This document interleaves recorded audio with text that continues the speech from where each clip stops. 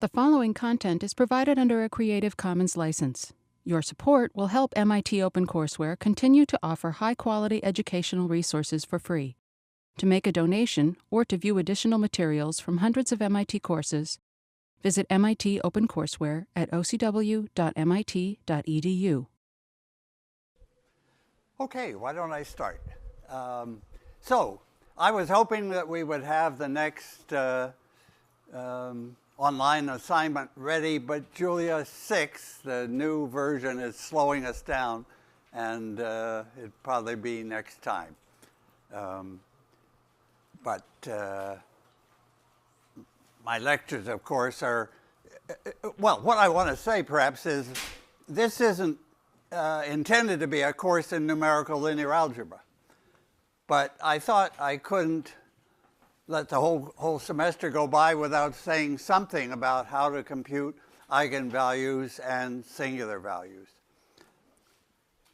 Of course, you're going to call Eig or SVD or the equivalent in Python or Julia, but actually the QR factorization that we spoke about, that we spoke entirely about last time, is the key.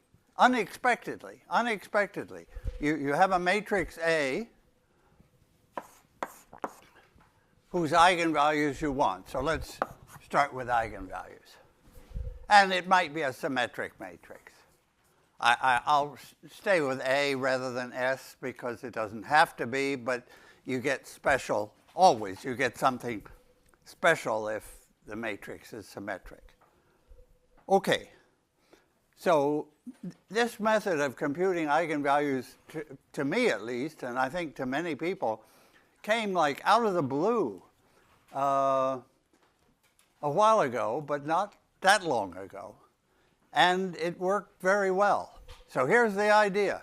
It's called the QR method because you start by factoring your matrix into QR. So here's A. Can we call it A0?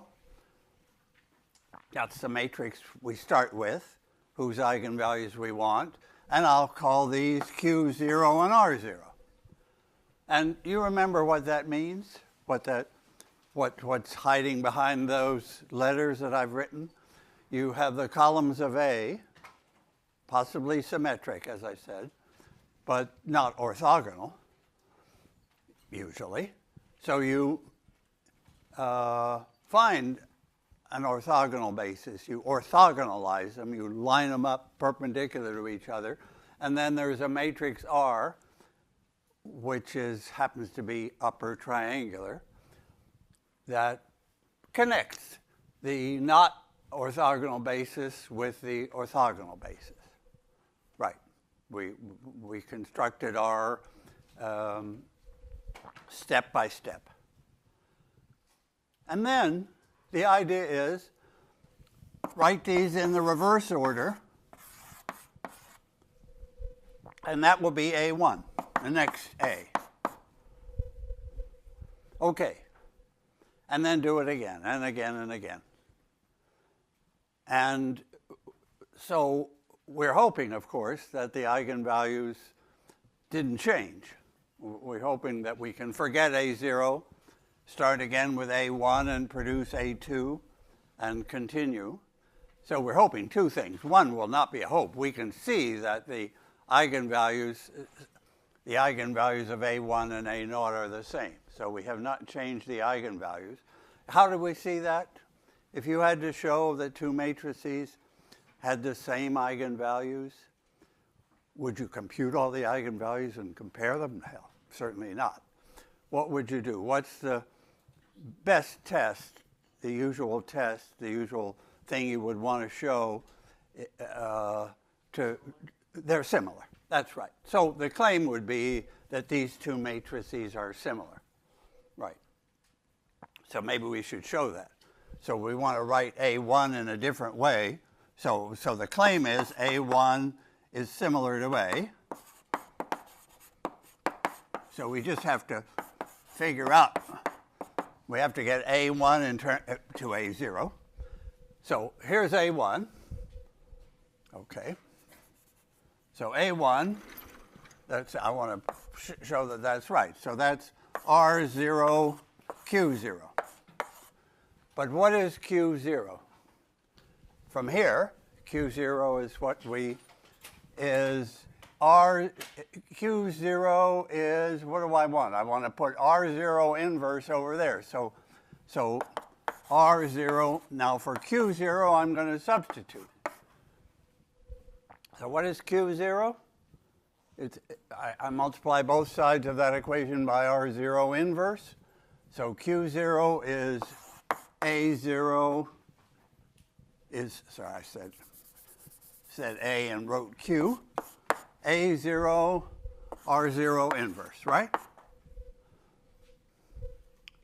For Q0, I've put in what it equals. And that's done it. That's exactly telling me that A1, which is this, equals this, and that's a similarity transformation. I have not changed the eigenvalues. So that's okay. The other thing, which is like you could say the miracle in this thing, is that when I continue to do that for almost every matrix, the matrices begin to lose stuff off the diagonal, especially below the diagonal by the ordering that QR is done. So you start with a matrix A0. You get a matrix A1, which is like a little smaller here. This part being not especially smaller. You do it again. This is even smaller. So I put even smaller, A2, even smaller. And you keep going. And for most matrices, the result is that I don't know how many steps we want to think of taking, but we get quite small numbers here, especially, yeah, so once we get small numbers here, little epsilons, that's everybody's shorthand for small numbers, what would you expect to see on the diagonal? The eigenvalues. Because this has the same eigenvalues as this, and these little epsilons are not going to change the eigenvalues too much. So these will be, on the diagonal, will be close to the eigenvalues. And actually what happens is this one comes first. That one is quite accurate first. I guess we should probably do a simple example to see this happen. Actually, I do an example in the notes, and let me say what happens. So I do a 2-by-2 example, which has something like cos theta, sine theta. I don't know what, I've forgotten what I took, and I don't have that page of notes here. Something here. Something here, something here, as A0. And then A1, after just one step, has sine cubed theta there. And numbers there that are getting much closer to the eigenvalue. Sorry that this isn't a full-scale example. But the point of the example is here, that this off-diagonal entry gets cubed. And the next step will be its 9th power, and then the 27th power. So it's really quickly going to 0. And this happens, so the cubic convergence is, that's a prize in numerical linear algebra. So that happens. Okay, so this arrived on the scene and quickly blew away all other methods that were being used to compute eigenvalues. But numerical people being what they are, they wanted to improve it. Like, is there a way to make it faster? And turned out there is. It turned out that the better way, basically the same idea, but just, you know, you're always looking for a simple change. And the idea of introducing a shift was tried and turned out to work extremely well. So that's the improvement. So we take A1. No. So how does the shift work? So instead of A0, have I got space here to do this? Instead of A0, I take A0 minus a shift. So a shift is some multiple of the identity. If I just move a matrix by a multiple of the identity, what happens to its eigenvectors? What happens to its eigenvalues? Something pretty simple, right? Because I'm just shifting by SI. What happens to its eigenvectors? They're the same. And what happens to the eigenvalues? They change by S. If A naught V equals lambda V, then when I multiply this by V, there will be an extra, it'll be lambda minus S, because the identity times the V is just V. So it just shifts all the eigenvalues by S. And you try to shift, you look for a shift. This would be great if you knew lambda n. A shift there, you would be looking for 0 then, if you shifted them all by that lambda. And it turns out that would speed things up. So you work instead with this matrix as, now, I'm factoring it into Q0, R0. So that's the work of the method, is in doing Gram-Schmidt at every step. And then there's a little work in reversing the order. And then I want to undo the shift. So I do that factorization. Now let's see. You may have to help me to remember what I should do here. So I factor those. I reverse those. And then I think I add back the shift. And that's my A1.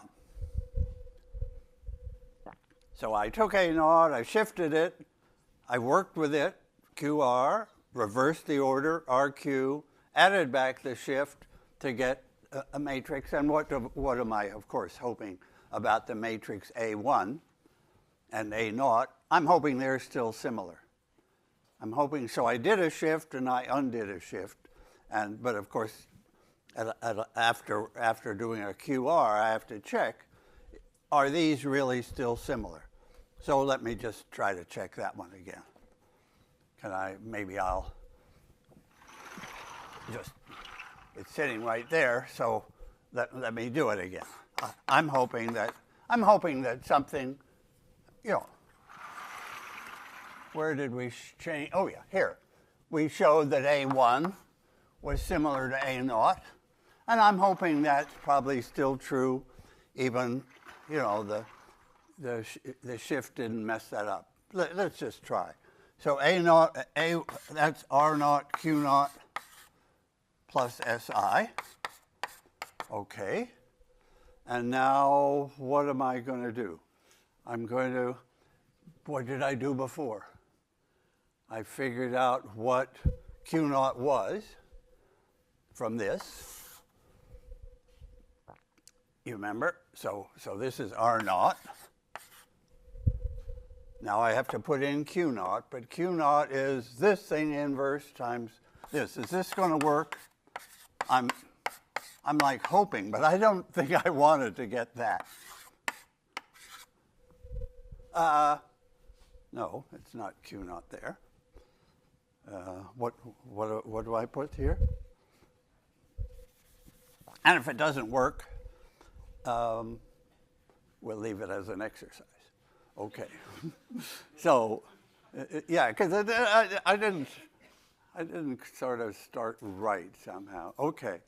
So, but let me just push along to see what happens. So I'm plugging in for Q naught here. I'm plugging in this matrix, so it shouldn't have inverted it, times R naught inverse. Who knows? It might work. Who knows? So that's the R naught Q naught, right? Is everybody with me? Sorry about this. R naught inverse. And then I have to add SI. So what have I done? I've just like pushed on, believing that this would work, because it's the method that is constantly used. Now, what do I have there? Is it working? This is R naught A, that was of course A naught, R naught, A naught, R naught inverse, R naught, A naught, R naught inverse, good. Minus S, what have I got there? From the R naught minus SI, R naught, what is that? That's minus SI. Hi, look, success. The R naught cancels the R naught inverse, so that term from that is minus SI, cancels plus SI, I'm finished. And lo and behold, we have the same similarity. So we messed around by a multiple of the identity, and it didn't, it actually makes the thing converge faster if we choose the shifts well, and but basically the same idea is still working. Okay, so that's the QR method. Well, that's the method we haven't shown and won't show, that except for this half completed example, I don't plan to prove that the lower triangular part begins to disappear, gets smaller and smaller and smaller, and then the eigenvalues pop up on the diagonal. It's amazing. Amazing. Okay. Now, is there any other improvement we can make? So that's the method. And where's the work in using that method? Because that's what we always focus on. Where are we spending computer time? Well, we're spending computer time in doing the factorization. So it didn't cost anything to shift by the identity, but then we had to factor that into Q naught R naught. Then it didn't cost much to multiply them in the opposite order. So the work was in QR. So could we think of anything to improve that aspect? Could we think of anything there? And then we've got a really first-class method. Well, if the matrix A naught, the matrix we started with, had some zeros that allowed us to skip steps in doing the QR factorization. So what am I going to say? I'm going to say, if A, or A naught, our original matrix, has a bunch of zeros, let's say it's got a whole lot of zeros there. Maybe it's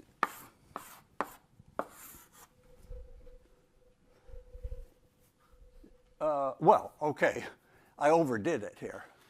I know the eigenvalues right off.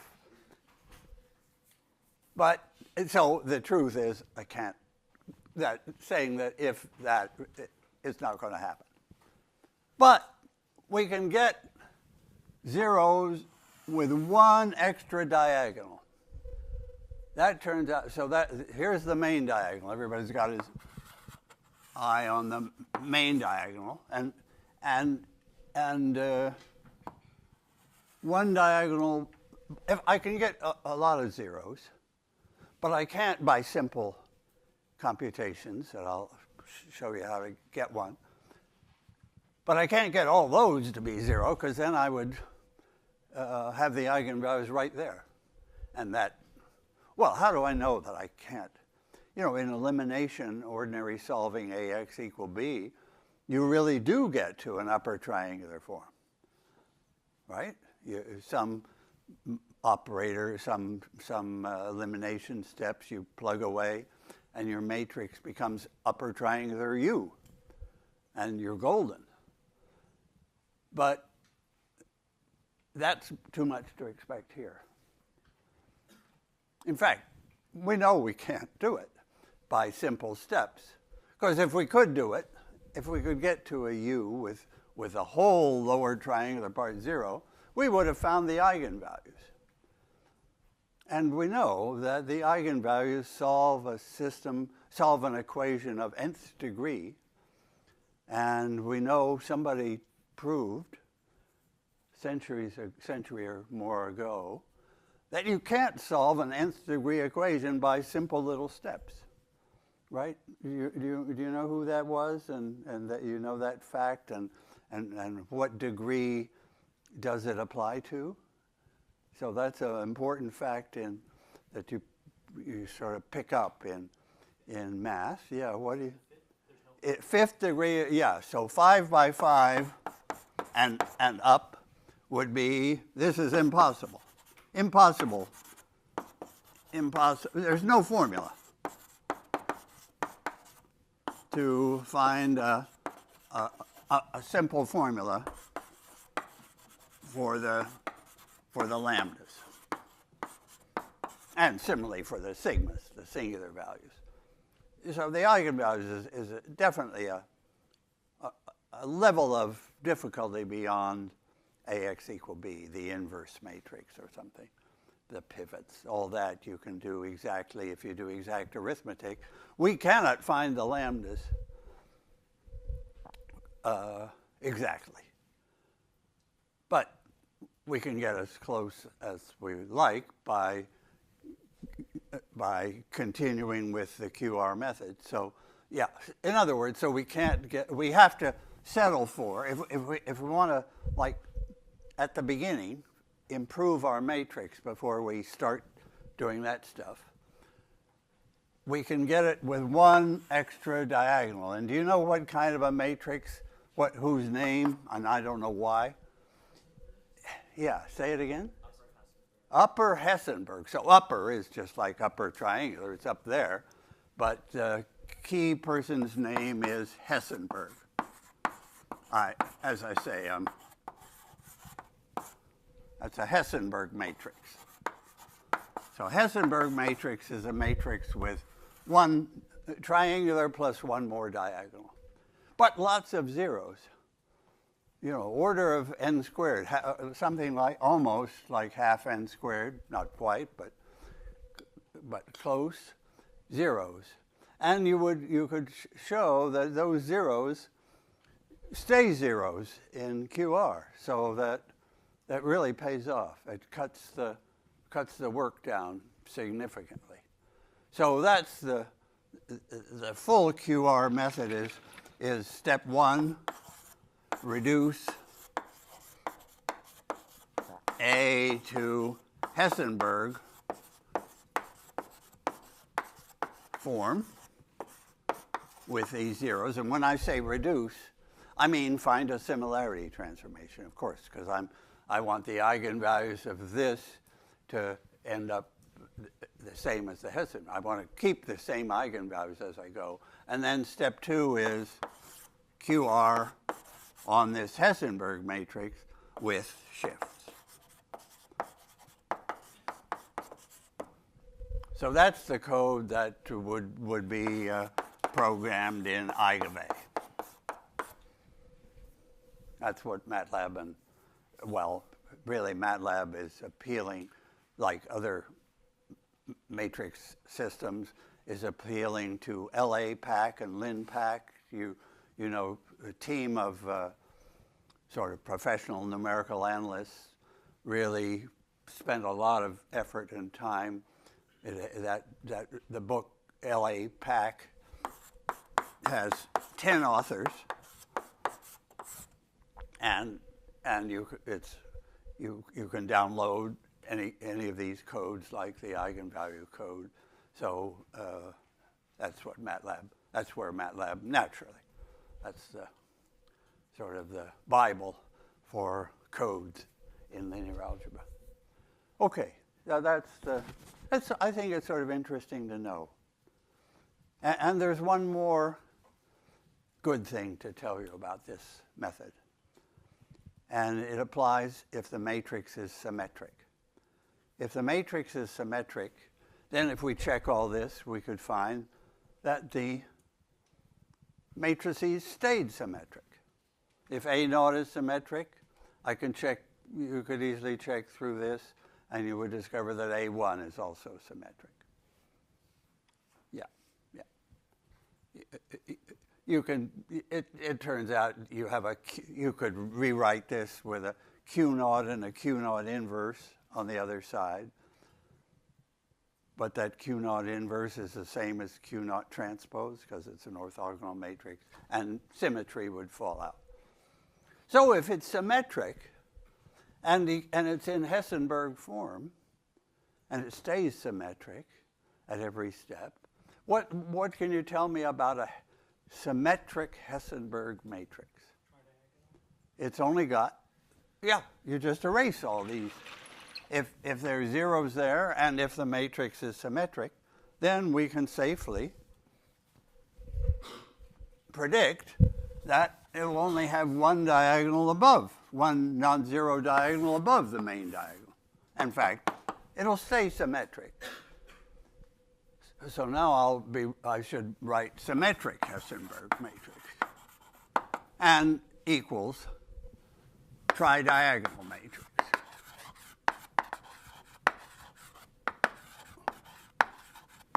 Yeah, 3 diagonals. So now you really have reduced the time to do QR, because you've got a tridiagonal matrix. It'll stay tridiagonal in all these steps. So you're working with just 3n numbers. Well, actually 2n, because the diagonal above and the diagonal below are the same. You're working with just 2n numbers instead of order n squared, and it just goes like a bomb. So that's the Eig for symmetric matrices. And you see that it was all based, that really the heart of the algorithm was QR. Okay. So it took half the class to report on the favorite way, the Eig way to find eigenvalues. Oh, I should say something about singular values. So singular values, of course, the singular values of the matrix are the eigenvalues of A transpose A, square root of those eigenvalues. But you wouldn't do it that way. You would never form A transpose A. Oh, I didn't mention the other thing you would never, ever, ever do. So let me just put it here. This is like in disgrace to solve that equation. Is like, okay, back to first grade, because that's not, that's very bad. A determinant, first of all, it's extremely slow. And the determinant is packing all this n squared pieces of information into n coefficients, and it's hopelessly ill-conditioned. Yeah, you lose information all the time. So really, if this is going on camera, it better go on camera with an X, because don't do it. Okay. Yeah. So where was I? Singular values. So A transpose A. So again, let's think about what you could do at the beginning. before starting on QR for A transpose A, or for the matrix A. What could you do with orthogonal matrices? So I guess what did we say about symmetric matrices? So here's what I said about symmetric matrices. If you give me a symmetric matrix, I can, in just a simple number of simple steps, make it tridiagonal. I can't make it diagonal because then I'd be finding the eigenvalues, and Abel, who was the first person to see that that was impossible, would forbids it. But so what? Let me write down what I'm saying here. If I have a symmetric matrix S, I can find a bunch of Q's and Q transposes, and I can put them all together into one big Q and its transpose. And what do I know about the eigenvalues of that matrix? Let's just, Q is orthogonal always.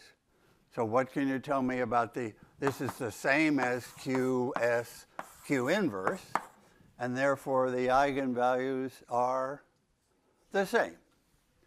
It's similar to S. And it becomes tridiagonal.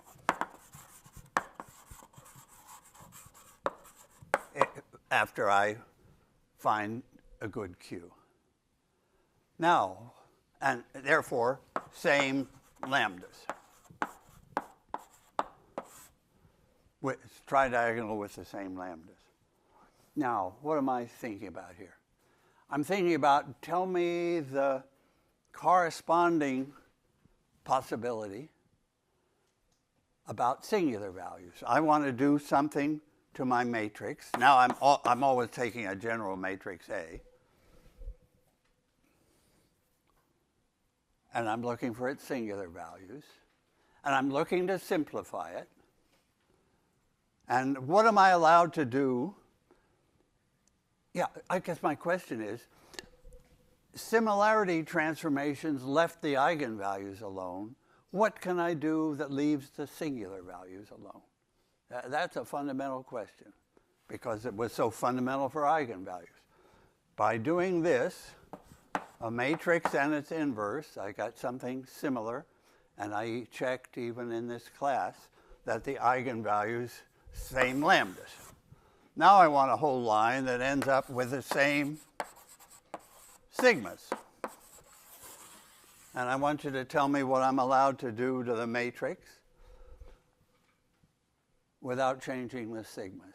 So this is maybe don't shout it out immediately, let everybody think. What am I allowed to do to a matrix? Every matrix has got these singular values, and now I want to make it a better matrix with more zeros or something. If I do that to it, does that change the sigmas? Can I do more than that to it? What can I do? What group of matrices will have the same sigmas as my starting matrix A? So that's a basic question about singular values and the SVD. So let's think of the answer together. Okay, so it's connected to the SVD. So let me remember the SVD.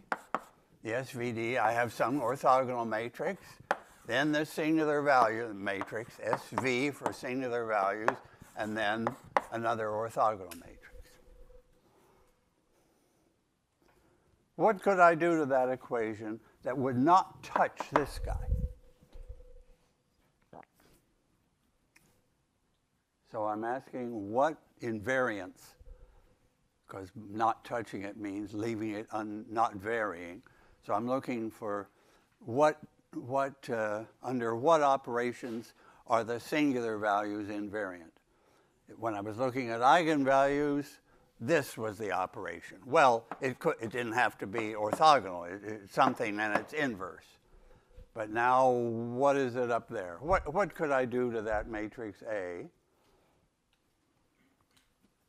Could I multiply by Q? Could I throw in a Q? Maybe not even on the other end. If I throw in an orthogonal Q, do I change the singular values or do I not change them? Fundamental question. The answer is no, I don't change them. I'm allowed to do that. Because here's an orthogonal matrix, a Q times U. If both of those are orthogonal, then the product is, right? Everybody knows that if a product of two orthogonal matrices is still orthogonal. Better know that. Better know that, yeah. So if I have an orthogonal matrix Q and an orthogonal matrix U, I claim that this is still orthogonal. And how do I check it? Well, I use some test for orthogonality. What test do you like to use? The inverse is the same as the transpose. Do you like that test? So I'll invert it. QU inverse. Of course, for any matrix, that's U inverse, Q inverse. But these were separately orthogonal, so that's U transpose, Q transpose. And that is the same as QU transpose. Yeah. So I use the orthogonality of U and the orthogonality of Q to conclude that the inverse is the transpose. So the answer is yes, I could do that. Now with eigenvalues, I had to multiply on the other side by Q inverse or Q transpose. Do I have to do that now? No. What can I do on the right-hand side? I can multiply by, I can leave it alone.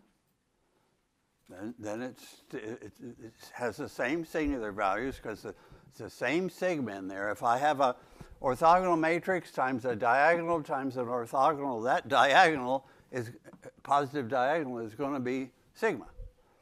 Now, so what can I do on this side? I could multiply by any orthogonal matrix on that side, too. So let's call this guy Q1 and this guy Q2. I still have an orthogonal matrix there, and the same sigma popped in the middle. So that's what you're allowed to do. That gives us more freedom. Before when we had to do similarity transformations with the same guy, we got it to be tridiagonal.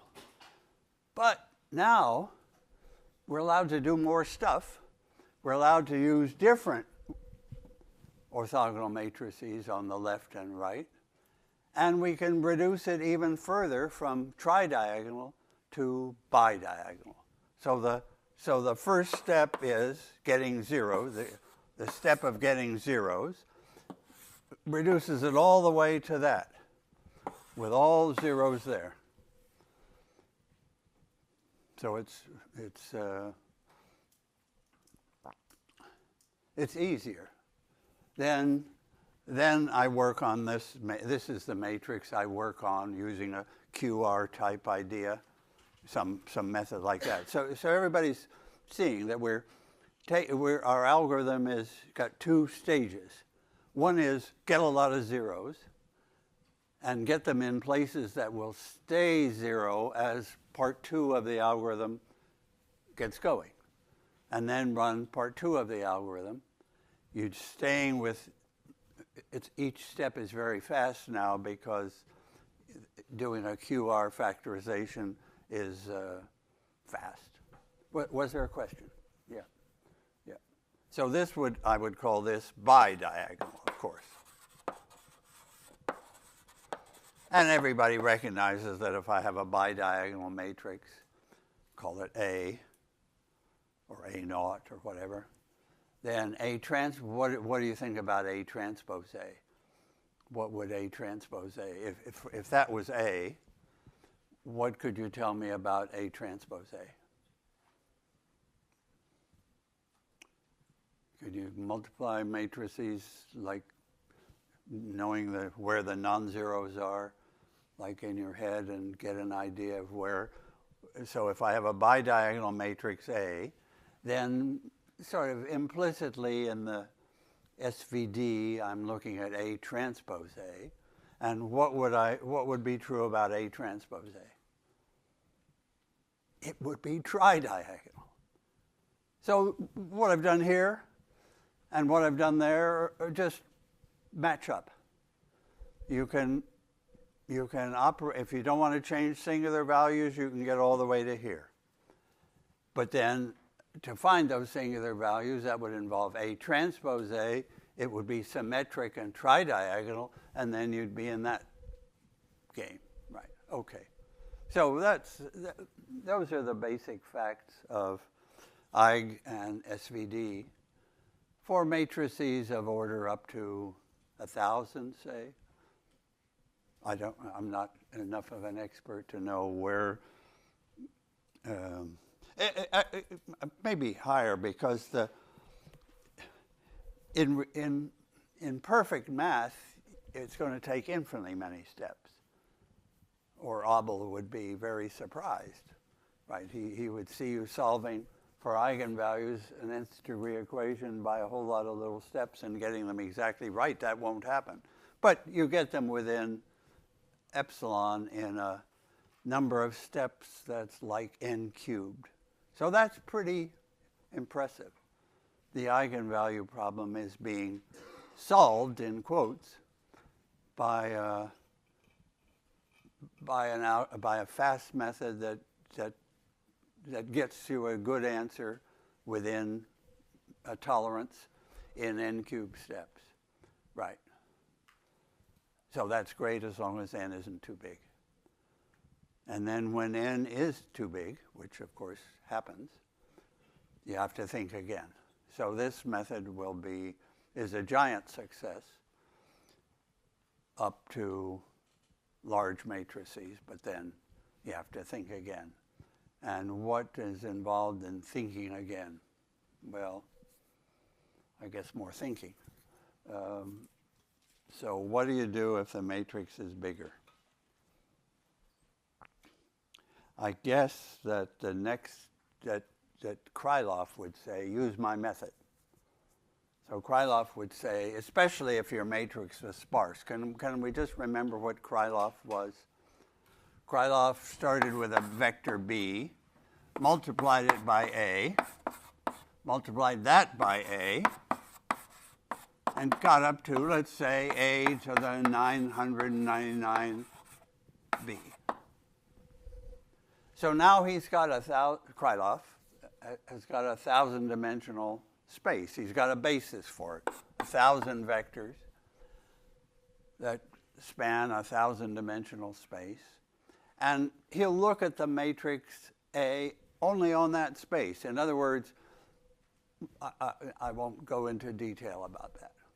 He restricts the matrix to this 1,000-dimensional space. And he hopes that it's captured. We hope that the eigenvector is virtually in that space. And actually, I wouldn't go up to, let me take a 9 out of that.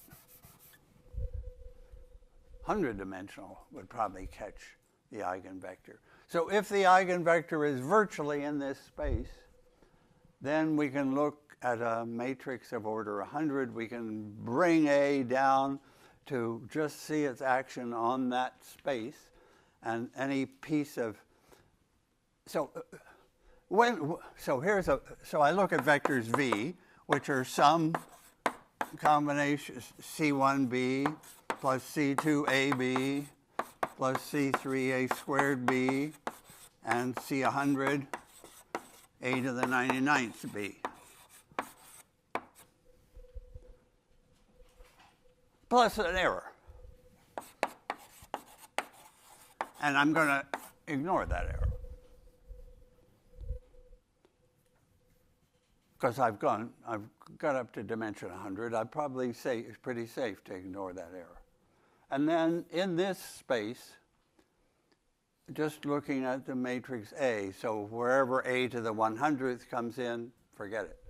Just think about the matrix A as as multiplying vectors of this kind in this space, then I have a 100 by 100 eigenvalue problem, and the big matrix A is reduced to a matrix of size 100 by. Do you see sort of what I'm saying, even though I'm not giving the details? Think of a matrix A of size 1,000,000, and you apply it to Krylov vectors, so I call them little k for a Krylov vector, in this 100-dimensional space. So they have 1,000,000 minus 100, 0 components, you could say, this k. This is in the Krylov space. This is A, 1,000,000, K, 100. It's got 1,000,000 components, but it's out of just a 100-dimensional space. So when I multiply by A, it'll be partly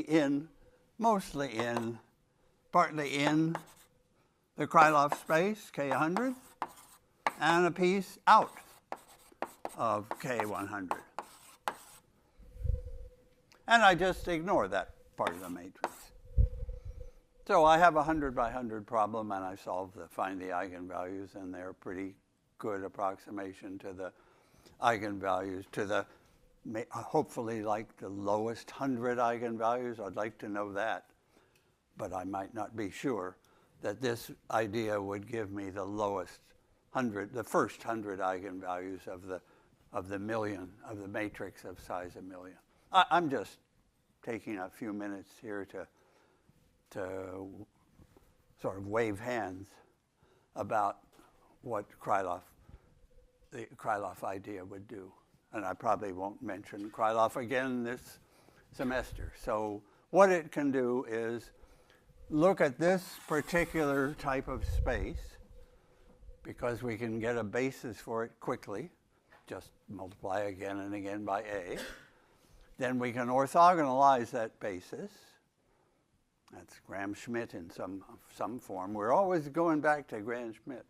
Then I have 100 by 100. I have a subspace of size 100.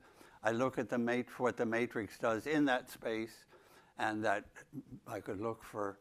I could find eigenvalues restricted to that space. They wouldn't be the perfect eigenvalues, but they would be accurate. Okay, so I didn't know it would take one class time to talk about finding eigenvalues and singular values, but we did some important things. We remembered that similarity is the thing to check, thing to preserve, because it doesn't change the eigenvalues. And then for singular values, what was the thing? You could multiply left and right by different orthogonal matrices. And somehow maybe that doesn't have an established name, multiplying left and right by a Q1 and a Q2 transpose. Yeah, but the idea is clear, and that doesn't change the singular values.